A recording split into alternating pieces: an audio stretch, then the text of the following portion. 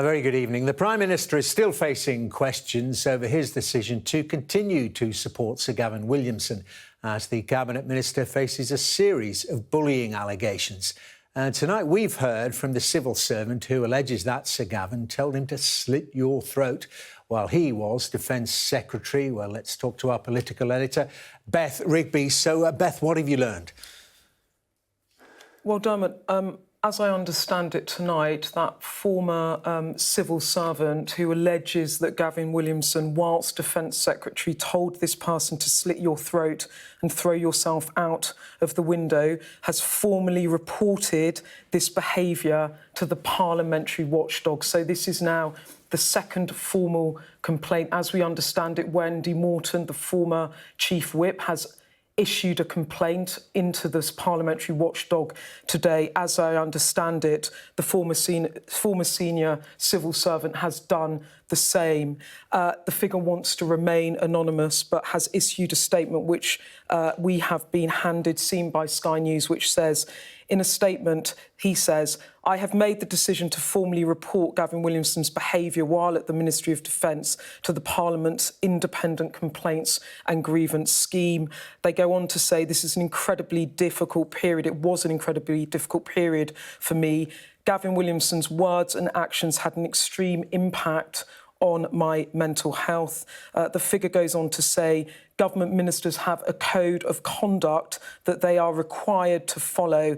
Any form of abuse is unacceptable. And they finish the statement saying, "I've decided to come forward after feeling stronger, given the message, given the passage of time, and after seeing the nature of his messages to Wendy Morton." Now, Dermot, I should say that Gavin Williamson has denied that he bullied the civil servant and said he had a good working relationships with officials. In a statement that he has released, this, I should say, was released before the independent complaints was submitted. Gavin Williams said, "I strongly reject this allegation. I've enjoyed good working relationships with many brilliant officials I have worked with across government. No specific allegations have ever been brought to my attention." But Sir Gavin Williamson tonight now facing two formal complaints to the Parliamentary watchdog, and I have been told that there could be more complaints coming, indeed, even more than this. So it all begs the question, Beth, what is the Prime Minister's attitude towards Sir Gavin going to be? He's volubly supported him so far. Could that change? It could change. Look, this is a fast-moving story, and we're going to have to now see what Downing Street say about this.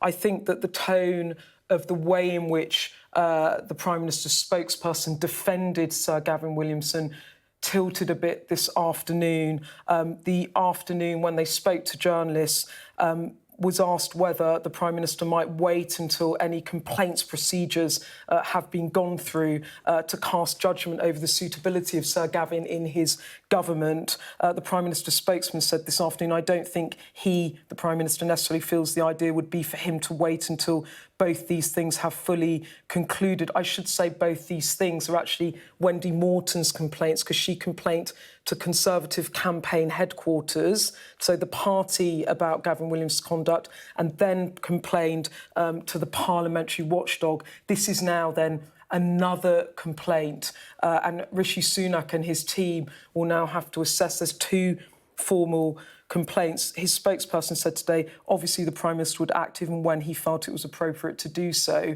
But you have to ask the question now, Dermot, there's two formal complaints in. There's rumours abound in Westminster that more people could come forward.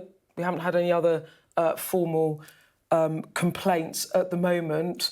But you have to ask the question about Rishi Sunak. Now, one former Cabinet Minister suggested to me tonight, this was before this came out, I should say, that they thought that the Prime Minister would want to hold on to Gavin Williams, not since, because getting rid of him so quickly after he appointed him, having been informed that there was a bullying complaint against him, but now getting rid of him, that about turn might look like it undermines the Prime Minister's judgment so soon into office. But I have to say, this now looks like an open wound, and it's hard to see how the party cauterise it.